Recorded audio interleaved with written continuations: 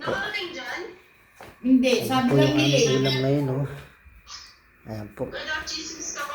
Tinulang manok. Ito po Sabi lang yung nila yan. gulay. Wala, nasa kalsa. Ito po yung ating kuko. General Trias. Ayan po, oh. Nanay, oh. Ito nyo naman po, grabe ang hangin, oh.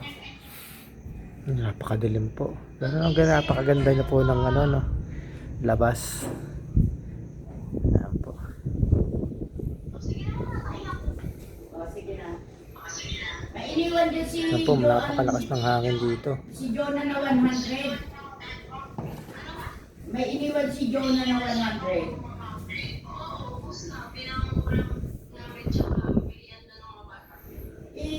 May mga dilata naman dyan eh. Tayo na, ang ganda ng ano dito, oh. Okay. Kalam nasa ibang bansa, oh.